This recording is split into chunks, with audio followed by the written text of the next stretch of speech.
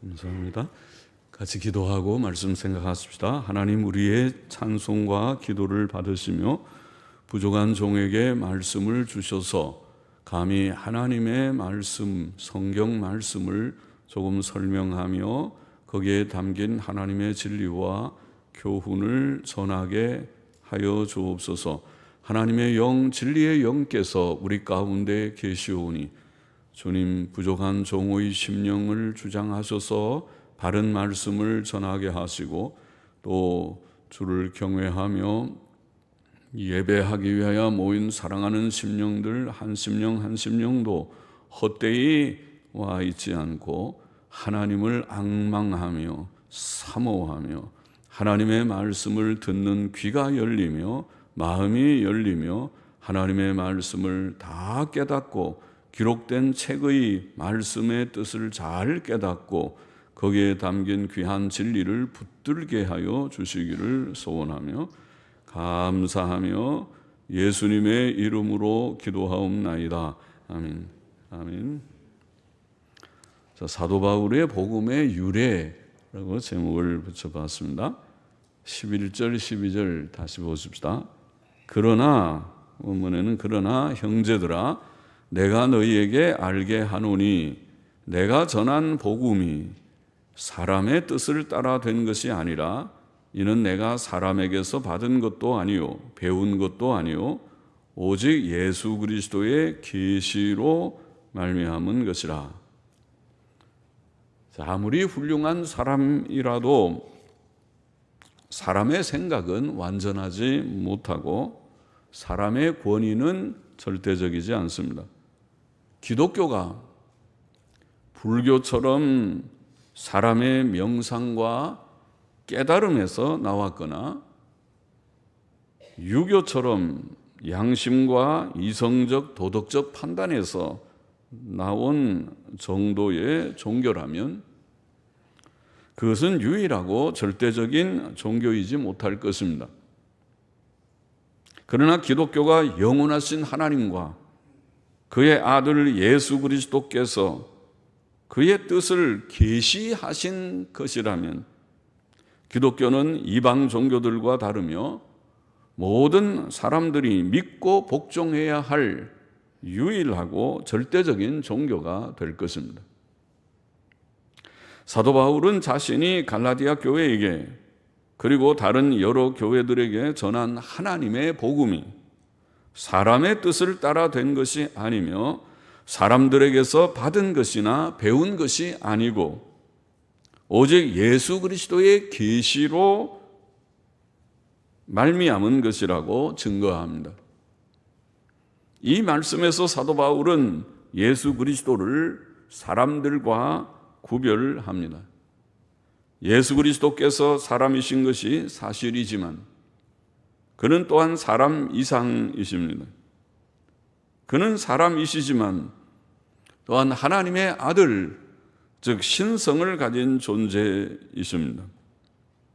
예수께서는 요한복음이 증거하는 대로 태초부터 계신 말씀이시며 하나님이신 분이시요 말씀이 육신이 되신 분이십니다. 또한 그는 아브라함이 나기 전부터 내가 있느니라고 신이 말씀하기도 하신 놀라우신 말씀을 하신 분이시죠. 아브라함이 주전 아마 2500년쯤에 출생하지 않았는가 싶은데 2000년쯤인지 아브라함의 나기 전부터 하면 예수님 시대로 보면은 2000년 전부터 내가 있느니라. 그것은 신이라는 말이죠. 예수님이 그냥 평범한 인간이 아니라는 말입니다. 사람으로 분명히 와 계시지만은 그는 신적 존재라고 하는 것을 증거하신 여러 증거들이 많지만 여러 바른 말씀들이 많지만 그 중에 하나가 그런 놀라운 요한복음 8장 58절의 말씀입니다. 사도 바울이 전한 복음이 사람에게서 나온 것이 아니고 예수 그리스도의 계시로 말미암았다는 말씀은 그의 복음이 하나님의 권위와 보증을 가짐을 증거할 뿐 아니라 또한 그의 사도직의 독립성, 그러니까 사람에게 사도들에게 배운 것이 아니고 예수님께 직접 받은 계시라는 말은 사도직의 독립성과 정당성 그리고 신적 권위성을 증거한다고 하겠습니다. 예수님께서 그를 불러서 사도를 만드시고 그리고 그에게 권위를 주어서 이 복음을 전하라. 이것은 내가 너에게 준 복음이다. 깨닫게 해준 복음이다. 물론 그 복음은 원사도들 12제자들이 전한 복음하고 일치했습니다. 일치했지만은 그러나 그 복음을 직접 주님께로부터 받았다고 본문은 증거하고 있습니다.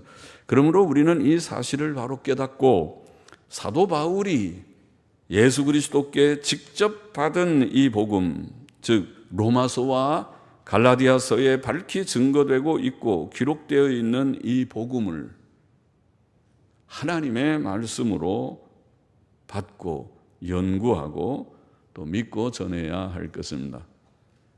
진지한 마음으로 이게 바울의 사상이 아니고 갈라디아서를 지금 우리가 읽고 있는데 바울의 사상을 읽는 것이 아니고 하나님께서 주신 말씀, 예수 그리스도께서 주신 말씀이라는 걸 깨닫고 진지함으로 이 말씀을 대하고 읽고 놀라운 말씀이로다. 하나님의 말씀, 성경이 하나님의 말씀인 것을 아는 것은 큰 복입니다. 13절, 14절 보십시다. 내가 이전에 원문에는 이는이라는 말이 있어서 전체 여러 절에 걸쳐 있는 것 같습니다만은 내가 이전에 유대교에 있을 때에 행한 일을 너희가 들었거니와 하나님의 교회를 심히 핍박하여 잔해하고 잔해 영어 성경들은 그냥 파괴하고 파괴한 하나님의 교회를 심히 핍박하고 파괴하고 내가 내 동족 중 여러 연갑자보다 연갑자 많이 우리가 쓰지 않는 말이지만은 뜻은 한자를 아는 사람들은 알겠지만 연갑자 혹은 동년배 같은 비슷한 나이 또래의 사람들 동년배들보다 유대교를 지나치게 믿어 내 조상의 유전에 대하여 더욱 열심히 있었으나 사도 바울은 자신의 과거를 말합니다. 예수님 믿기 전에 그의 이름은 사울이었습니다. 사도행전에 나와 있죠. 사울이라는 청년 사도행전 9장에 나와 있죠. 그가 말한 바와 같이 그는 이전에 유대교인으로서 그의 동년배들보다 유대교를 더욱 열심히 믿었습니다. 그는 기독교의 맨 처음 순교자 스데반이 돌에 맞아 죽을 때 그를 치는 자들의 편에 서서 그들의 옷을 지키는 자가 되기도 했고 스데반이 죽임당함을 마땅한 일이라고 생각했습니다. 더욱이 스데반의 죽음 후 예루살렘에 있는 교회에 큰 핍박이 일어났을 때 그는 각 집에 들어가 남녀를 끌어다가 옥에 넘기며 교회를 파괴하였던 인물이었습니다. 사도행전 8장 3절에 나와 있지. 그는 그의 무지한 열심 때문에 하나님의 교회를 심히 핍박하고 파괴했었습니다. 종교적 열심은 다 좋은 것이 아닙니다. 그것은 바른 지식에서 나오지 못할 때 유익보다 오히려 해가 되기도 합니다. 그것이 지금 우리가 보는 이슬람 교인들 중에서 근본주의자라고 말하는 IS의 자살 테러 공격을 하는 그런 사람들을 우리가 보고 저들은 그 종교 신앙을 따라서 그렇게 하면 천국 갈 줄 알고 자기의 몸을 불태우지만은 참 불쌍한 자들인데 이런 생각을 하죠. 종교적인 열심의 전형적인 한 예죠. 하나님을 믿고 섬김에 있어서는 단순한 열심보다 바른 지식을 가진 열심이 필요합니다. 15절 보십니다. 그러나 내 어머니의 태로부터 나를 택정하시고 은혜로 나를 부르신 이가 혹은 부르신 하나님께서 전통사본에는 하나님께서 그 아들을 이방에 전하기 위하여 그를 내 속에 나타내시기를 기뻐하실 때에 내가 곧 혈육과 의논하지 아니하고 또 나보다 먼저 사도된 자들을 만나려고 예루살렘으로 가지 아니하고 오직 아라비아로 갔다가 다메섹으로 돌아갔노라.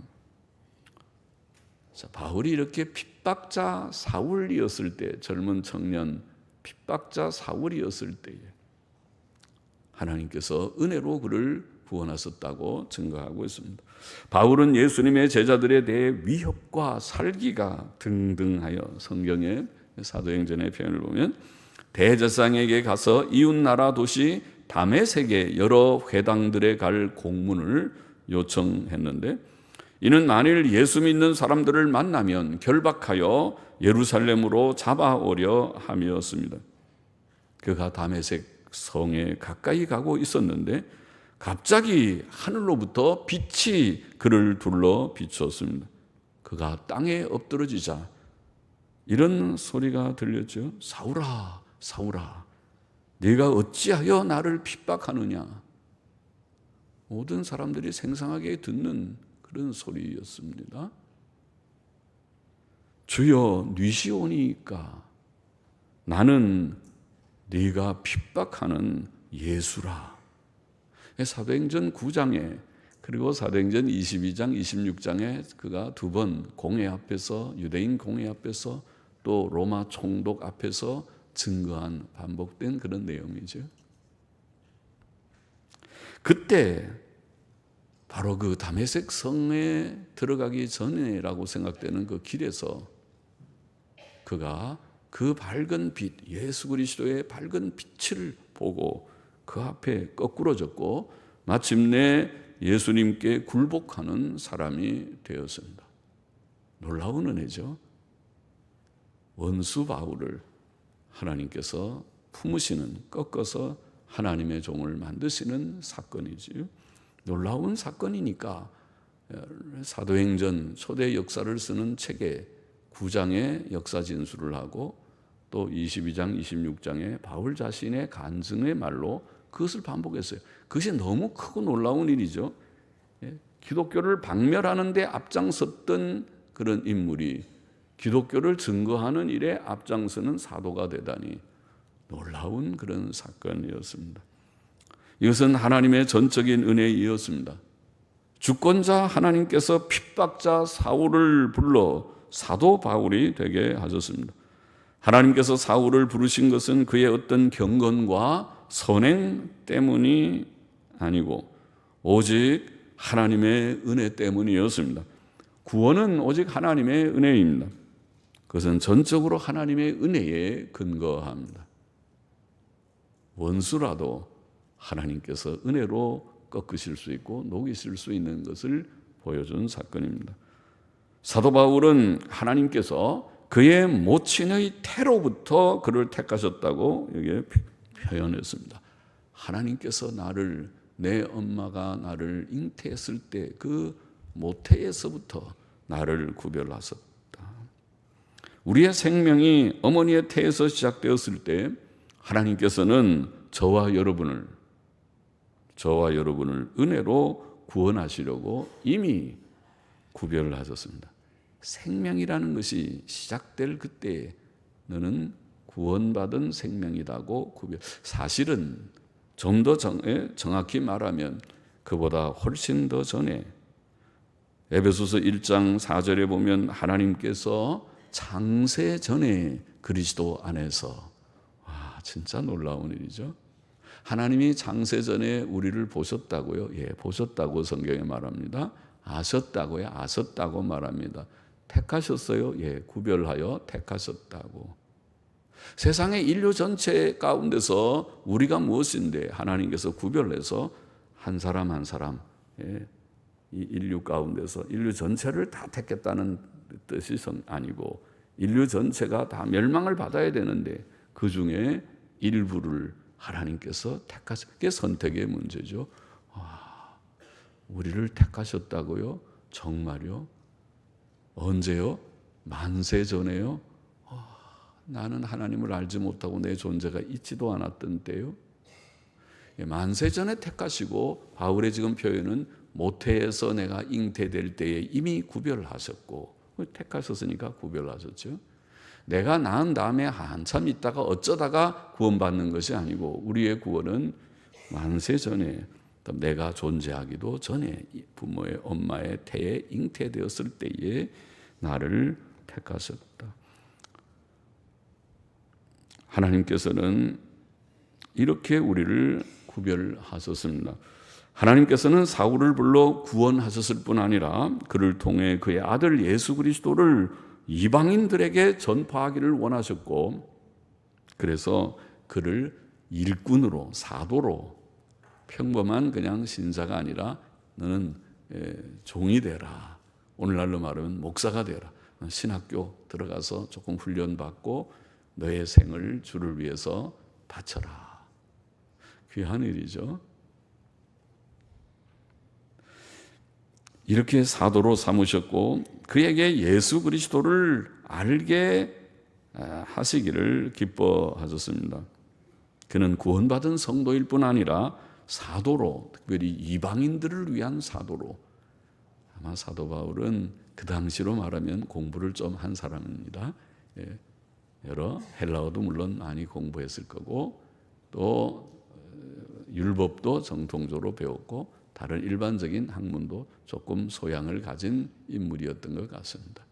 하나님께서 그를 들어서 이방인들을 위해서 너는 나가서 복음을 변호하고 증거하고 또 선포하라고, 교사가 되라고, 이방인의 사도와 교사가 되게 하셨습니다.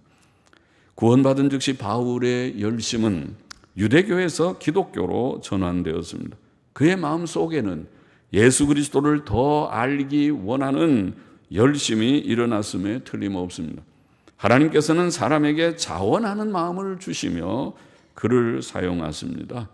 원치 않는데, 나는 싫어요, 나는 그 길, 신학교요, 목사요, 나랑은 상관없어요, 나는 그냥 예수님만 믿어도 그거 되는데요, 그렇게 생각할 때지만은 하나님께서 바울의 마음속에 주를 위해서 사명도 알려주시고 그 마음에 불붙는 마음을 주셨다고 보입니다. 바울은 하나님을 위해 살고자 하는 소원을 갖게 되었습니다. 그러나 그는 그때 그 일을 위해 혈육과 의논하지 않았다. 주위의 친척 중에서 혹시 예수 믿는 이들, 혹은 주위에 예수 믿는 이들, 또 예수님 믿는 자기의 친척들하고 의논하든지 가족하고 의논하든지 혈육과 의논하지 않았다. 또 바울은 먼저 사도된 자들을 만나기 위해 예루살렘으로 가지도 않았다. 그렇게 오늘 본문에 말합니다. 인간적으로는 가고 싶은 마음이 없지 않았겠지만 그는 그를 부르신 하나님과 조용한 시간을 갖고 싶었던 것 같습니다. 그는 아라비아로 갔다. 오늘 본문에 아라비아로 갔다. 아라비아가 무슨 것입니까? 아라비아는 지금 우리가 보는 대로 유대 땅 주위에 시내 반도나 또 아예 동쪽으로 내려가면 아라비아 사막이 있는 큰, 지금 우리 현재 사우디아라비아라고 부르는 거대한 그건 광야입니다. 광야, 사막, 들판입니다. 아라비아로 갔다. 아마 사람을 만나러 간 것 같지 않습니다. 그는 거기에서 조용히 하나님께 기도하며 하나님과 교통하며 예수 그리스도의 계시, 여기 지금 말한 대로 예수 그리스도의 계시를 거기에서 받으며 하나님의 복음을 이해하고 그 진리를 묵상하였던 것 같이 보입니다. 그것이 사람을 만나지 않고 혈육을 만나지 않고 원사도들 12제자들에게 가지도 않고 내가 아라비아로 갔다가, 이런 표현에 담긴 뜻이 아닌가 싶습니다. 예수께서도 세상에 계실 때 조용한 기도의 시간을 자주 가지셨습니다. 마가복음 1장 35절에 새벽 오히려 미명에 새벽 기도하신 거죠. 새벽 오히려 캄캄할 때에 예수께서 일어나 나가, 밖으로 나가, 집안에 사람들이 있으니까 밖으로 나가 한적한 곳으로 가사, 그 한적한 곳이라고 번역한 것이 바로 광야라는 말입니다.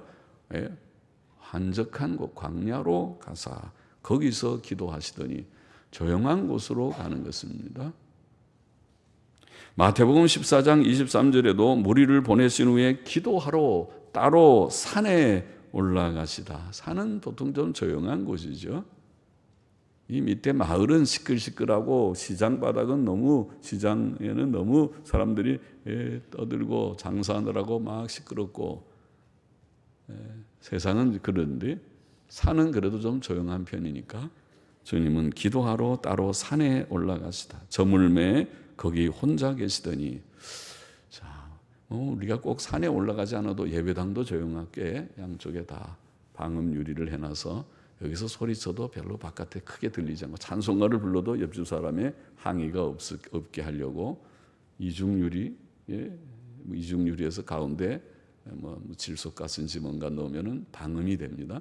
그래서 유리는 두껍진 않아도 이중유리에 방음이 되는 유리를 다 사용을 했고, 또 여러분의 집에도 골방 하나쯤은 있으니까 조용한 방에 들어가서 방석 깔고 무릎 꿇고 문을 닫고 하나님께 기도하면 조용한 그것이 광야가 되고 또 조용한 들판이 될 수 있을 것이라고 봅니다. 그것이 주님이 마태복음 6장 어디에 가르친 골방 기도입니다. 골방에 들어가서 조용히 하나님과 기도하라.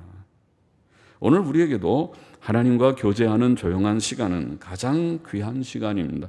고요히 성경책을 읽고 묵상하며 주께 기도하는 시간이야말로 복된 시간이며, 그때 성도는 하나님으로부터 힘과 기쁨을 많이 얻습니다. 기도하면 새 힘을 얻습니다. 세상에 살 때는 좀 어떤 데는 코가 빠지고 힘이 빠지고 여러 가지 힘든 어려운 일들이 있으면 좀 힘이 빠지고 낙심이 되고 하지만은, 그러나 성도들은 그때 술 한 잔 먹고 담배 한 대 피우고 그렇게 해서 힘을 얻는 게 아니고, 성도들은 엎드려 하나님께 기도하면 하나님, 내가 지금 힘이 좀 빠졌습니다. 풀이 죽었습니다. 낙심이 됩니다. 기쁨이 없어지려고 합니다. 그때 하나님께서 힘내야지. 그 정도 가지고 힘 빠지면 어떻게 네가 이 어려운 현실들을 잘 이기겠는가. 그 정도 갖고, 아직 그거는 아무것도 고난도 아닌데 그 정도 갖고 힘이 빠져가지고 힘없다고 하느냐. 힘내거라 하고 주님께서 우리에게 힘 주시고 주님을 바라보게, 십자가를 바라보게, 천국을 바라보게 하시지. 18절 보십시다. 그 후 3년 만에 내가 게바를 신방하려고, 게바는 베드로지요. 전통사본에는 베드로를 신방하려고 예루살렘에 올라가서 저와 함께 15일을 유할세, 2주간 겨우였어요. 15일을 유할세 주의 형제 야고보 외에 동생, 주님의 동생이 여러 분 있죠.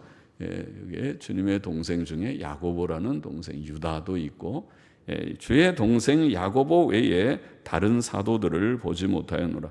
사도 바울이 예루살렘에 올라간 것이 그로부터 3년이 지난 후이었다는 사실은 그의 복음과 사도직이 사도들에게 의존하지 않았음을 보입니다. 그가 3년 만에 베드로를 방문하려고 예루살렘에 올라갔을 때도 그와 함께 단지 15일간 머물렀다고 증거하고 있습니다. 뿐만 아니라 거기서 그는 베드로 외에 주의 동생 야고보만 보았을 뿐 다른 사도들을 보지 못했습니다. 여기 언급한 예수님의 동생 야고보는 사도행전 15장 13절에 보면 예루살렘에서 모였던 총회에서 발언하였던 예루살렘 교회의 지도적 인물이었습니다. 주의 형제 야고보 외에 다른 사도들을 보지 못했다. 다른 사도들이라는 표현은 이 야고보가 사도적 권위를 가진 인물임을 보이는 것 같습니다. 20절 보십시다. 보라, 내가 너희에게 쓰는 것은 하나님 앞에 거짓말이 아니로라. 사도 바울의 말들과 기록들은 하나님 앞에서 거짓말이 아니었습니다. 우리는 진실을 늘 말하고 또 진실을 말하는 것을 우리가 받고 그러죠. 요한복음 21장 24절에 보면 사도 요한은 요한복음을 쓴 후에 이런 끝에 이런 말을 부언해 놓았습니다. 이 일을 증거하고 이 일을 기록한 제자가 이 사람이라. 우리는 그의 증거가 참인 줄 아노라. 자신이 이제 다 증거를 했는데 나중에 교회적인 증거의 도장이라고 할지 그 동료들의 증거의 도장을 찍듯이 이 일을 증거하고 이 일을 기록한 제자가 요한이라고 말한 후에 우리는 그의 증거가 참인 줄 아노라. 그래서 우리는 성경, 이 기독교 세계 속에는 진실이 만일 없으면 그거는 하나님의 종도 아닙니다. 기독교 세계에서 가장 나쁜 덕은 거짓입니다. 왜? 거짓은 마귀에게서 나오고 마귀는 거짓말장의 압이라고 그러라고 말했으니까, 거짓말하는 것은 십계명의 제9계명을 범하는 그런 아주 명시적 죄니까, 명시된 죄니까. 그래서 하나님의 세계에는 진실이 없다면, 우리가 유능하지는 못해도 진실한 자들이 되지 못한다면 그것은 기독교인도 아니다, 신자도 아니다. 바울은 진실을 말하고 있고 또 모두들이 진실을 우리가 믿음으로 이 바울이 증거하는 것이 과연 사실이냐 확인하고 그 진리, 성경 위에, 늘 말하지만 구약 성경과 신약 성경 위에 우리의 믿음을 든든하게 건립해야 할 것입니다. 그렇게 하도록 하나님께서 사도들을 주시고 또 성경을 주셨습니다. 21절 외워봅시다. 이후에, 그 후에 내가 수리아는 유다의 땅, 예루살렘 그 지역이 다 크게는 수리아 지역입니다. 지금의 시리아죠. 이스라엘 땅 바로 북쪽에 있는, 연접해 있는 국가죠. 그래서 수리아 지역이라고, 크게는 수리아라고 합니다. 그리고 길리기아 지방은 바울의 출생지죠. 다소, 길리기아 다소, 지금의 터키의 동남부쯤 되죠. 동남부. 그래서 수리아와 길리기아 지방에 이르렀으나 유대의 그리스도 안에 있는 교회들이 나를 얼굴로 알지 못하고, 그러니까 수리아 지방에 있는, 유대 땅에 있는 교인들이 바울이 누구냐 아직도 모르는 때라. 3년이 지났지만은, 다만 우리를 핍박하던 자가 전에 잔해하던, 전에 파괴하던 그 믿음을 지금 전한다 함을 듣고 나로 말미암아 영광을 하나님께 돌리니라. 그렇게 되어 있습니다. 하나님이 하신 일이 참으로 기이하고 놀라운 일입니다. 여기에 사도 바울이 전한 복음이 예수 그리스도의 직접적 계시로 되었고 사람에게서 받은 것이나 배운 것이 아니라는 사실은 본문에 지금 여러 가지로 증거되었습니다. 방금 우리가 읽은 대로, 첫째, 바울이 회심 직후 혈육과 의논하지 않고 또 사도들에게도 올라가지 않았다. 둘째, 그는 아라비아로 갔다. 셋째, 3년이 지난 후 비로소 베드로를 방문하려고 예루살렘에 올라갔다. 넷째, 그는 그때에도 단지 15일간 예루살렘에 머물렀을 뿐이다. 다섯째, 그는 그때 베드로와 주의 동생 야고보 외에 다른 사도들을 보지 못했다. 여섯째, 그가 회심한 지 3년이 지났지만 유대의 교회들은 아직도 그의 얼굴을 잘 알지 못했다 등의 내용들이 짧은 몇 절 속에 기록되어 있고 증거되어 있습니다. 오늘 읽은 본문의 교훈을 몇 가지 정리해 보십시다. 첫째로, 가장 중요한 교훈은 사도 바울이 전한 복음이 방금도 말했지만 예수 그리스도의 계시로 말미암은 것이라는 것을 바울은 짧은 본문 속에서 증거했습니다. 물론 그것은 다른 사도들이 전한 복음과 일치했습니다. 그 일치는 갈라디아 2장에 가면 그가 다른 사도들과 교제의 악수를 나눈다는 표현에서 나타나 있고, 또 그 일치는 사도행전이라는 초대교회 역사에 사도행전 15장에 예루살렘 총회를 모였을 때에 바울과 원사도들의 복음이 일치한다는 것을 그들이 증거하는 증거에서 잘 나타나 있습니다. 사도 바울이 전한 복음, 로마서와 갈라디아서에 밝히 계시되고 증거된 복음은 사람의 복음이 아니고 하나님의 복음이라는 것입니다. 사도들이 전한 복음, 즉 사람이 예수 그리스도를 믿음으로 의롭다 하심을 얻는다. 어떤 죄인이라도 예수 그리스도를 믿게 될 때에 예수님의 보배로운 피의 공로로 죄 씻음과 의롭다함을 얻는다는 이 놀라운 진리는, 이것이 복음의 핵심인데, 이 골자는 하나님의 권위로 인쳐진 내용입니다.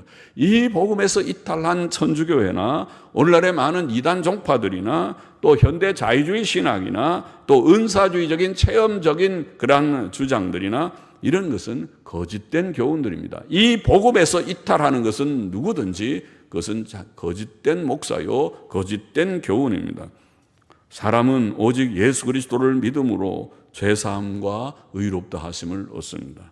그리고 그 믿음, 그 은혜 안에서 이제 하나님을 즐거이 섬기고 경건하고 도덕적인 삶을 힘씁니다. 죄와 결별하는 삶을 추구하는 것입니다. 이것이 신앙생활입니다. 오늘날도 이 복음을 믿는 자들에게는 구원과 영생이 있습니다. 오늘 우리 가운데서도 아직 이 복음을 받지 못한 분이 있다면 깨닫고 받게 되기를 원하고 구원과 영생을 얻게 되기를 원하고 그 복음을 거절하고 믿지 않는 자들에게는 영원한 멸망이 있다고 성경은 두려운 경고를 하고 있습니다. 둘째로 하나님께서 바울을 사도로 삼으신 이 놀라운 사건, 이 바울의 간증 속에서 나온 이 놀라운 사건은 하나님의 놀라운 은혜를 증거합니다. 자비하신 하나님께서는 그의 교회를 핍박하고 파괴하던 자 사울이라는 청년을 불러서 구원하셨고 그를 핍박하고 그가 핍박하고 파괴하던 그 복음을 전파하는 전파자가 되게 하셨다는 것은 참으로 놀라운 일이 아닙니까? 하나님께서 우리를 구원하신 은혜는 바로 그 은혜입니다. 우리가 하나님을 알지 못하고 죄만 짓듯 하나님 앞에서 원수와 같아. 하나님 좋아하지 않아요. 하나님이 누군지 난 관심도 없어요.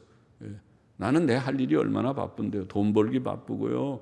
내가 나의 인생을 즐기기 바쁜데 하나님이고 뭐 예배고 청성맞게 그런 얘기 하지 마세요. 나는 그런 거 별로 관심이 없으니까 나한테 그런 말 하지 마세요. 다시 그런 말 나한테 하려면 나한테 전화도 하지 마세요. 문자도 하지 마세요. 그러죠? 세상 사람들은 그런다고요. 하나님을 모르는 사람들은 결국 그러더라고요. 몇 번 권면해서 전도하고 문자도 보내고 그러면은 그 다음에 오는 말이 나한테 이런 거 하려면 다시는 전화도 걸지 말고 문자도 하지 마세요. 알았습니다. 그러나 위해서는 기도하죠. 불쌍한 영혼이라고 생각하고 기도하죠. 그러나 하나님께서 우리가 이렇게 원수 같은 우리들, 하나님에 대해서 무관심하던 우리들을 불러서 안 돼. 그렇게 하면 안 돼. 그렇게 무관심하면 멸망이야. 죄의 값은 죽음이고 지옥이야. 그러지 말고 깨닫고 죄를 버리고 인간답게 사는 게 얼마나 좋은 것인데 예수님 믿고 구원받는 게 얼마나 좋은지 몰라서 그래. 하나님 경외하고 바르게 도덕적이게 살라는 것은 인간다운 삶이다. 한번 참 깊이 생각해 보라. 그럴까요? 그렇잖아요. 우리가 하나님을 경외한다는 것은 뿌리를 말하는 것이니까 하나님 없다는 것은 진짜 수수께끼 같은 세상에 던져진 존재예요. 실존 철학자들이 말하는 것처럼. 실존 철학자들은 하나님을 모르니까 인간이 뭐냐? 인간은 이 세상에 던져져 있는 존재라 그렇게 말하거든요. 그게 뭔데? 던져져 있는 존재. 그 아무 의미가 없는 거예요. 어디서 왔는지 왜 가는지 아무것도 모르고 그냥 던져져 있다. 그건 현실만 그렇게 보면 그렇게 보일 수 있죠. 그거는 다시 말하면 당신 무지하다는 말이야. 하나님도 없고 어디서 와서 왜 살고 어디로 가는지 모른다는 말이잖아. 그 말을 고상하게 말해서 인간은 던져진 존재다. 멋있는 것처럼 실존 철학자들이 표현하지만은 그거는 무지하다는 나는 모르겠다는 말이야. 다른 말로 하면 그런 말 하지 말고 하나님께로 와. 하나님은 우리의 창조자요, 삶의 목적을 준 자요, 창조한 그가 목적도 주신 것이죠. 그리고 천국과 지옥을 예비하시는 하나님이시다. 그리고 인간답게 산다는 것은 뿌리를 알고 인간의 도덕성을 알아서 이 세상 사람들도 막연 아직 형식은 있으니까 인간다운 게 도덕성이라는 건 많이 알잖아요. 사람이 도덕적이지 않으면 다 질타하잖아요. 아이고 아무개가 거짓말했다. 아이고 거짓말은 나쁜 거고 뭐 또 사기쳤다 그러면 나쁘다고 다 욕은 하지만은 그러나 예수님 말씀대로 너희 중에 죄 없는 자가 돌을 던져라. 똑같아. 피장파장이에요. 욕하는 자나 욕을 먹는 자나 다 죄인이다. 성경은 말하기를 하나님께서 말씀하시기를 사람이 구원 얻는 것은 예수님 믿고 죄 씻음 받고 하나님의 말씀의 법도 속에서 이제 노력해서 좀 도덕적인 삶을 실천하려고 하지만은 그러나 연약해서 넘어지기도 많이 한다. 그것이 성경의 가르침이에요. 셋째로 오늘날도 또 하나 중요한 교훈이죠. 오늘날도 기독교 복음을 바르게 이해하기 위해서는 어떻게 해야 될까? 사람 찾아가야 될까? 혈육을 찾아갈까?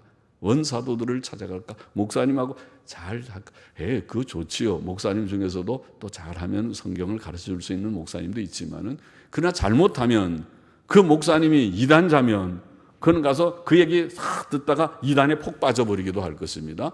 그러니까 혈육을 찾아가지 말고 원사도들도 아니고 심지어는 목사들도 아니고 우리가 정말 가야 될 것은 주님께 직접 가는데 그렇다고 직접 계시를 받으라는 게 아니라 하나님이 우리에게 주신 이 책으로, 이 책에 지금 오늘날에는 하나님께서 이 책을 우리에게 주셨으니 하나님의 계시의 기록인 책, 사도들의 기록인 책을, 놀라운 책을 선물로 우리에게 주셨으니 이 책을 넘가할 것이 없습니다. 이 책보다 더 귀한 것이 없습니다.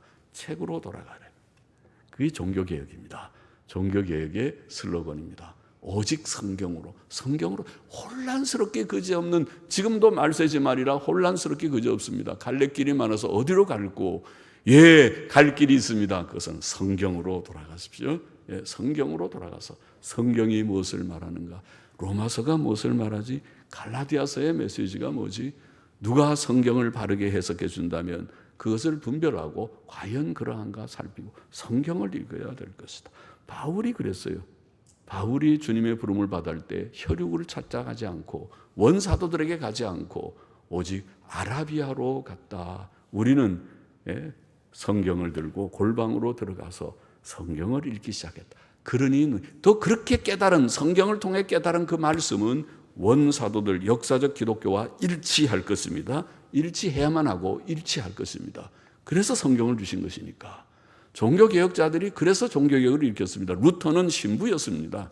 그는 천주교의 가르침이라는 것 속에서 이건 아닌데 싶었지만은 그가 찾을 길이 없다가 그는 성경을 읽고 로마서와 갈라디아서를 읽고 이것이 그렇구나 깨닫게 된 것입니다. 성경으로 돌아갈 때 바른 복음을 깨닫게 될 것입니다. 성경은 그러므로 우리 모두들에게 신앙과 행위의 정황무오한 유일의 법칙이라고 우리가 그렇게 고백하는 것입니다. 우리 모든 개신교의 신조의 1번과 같은 것이 그것입니다. 모든 목사와 장로들을 임직할 때 묻는 첫 번째 질문이 당신은 신구약 성경이 우리의 신앙과 행위의 정황무오한 유일의 법칙임을 믿습니까?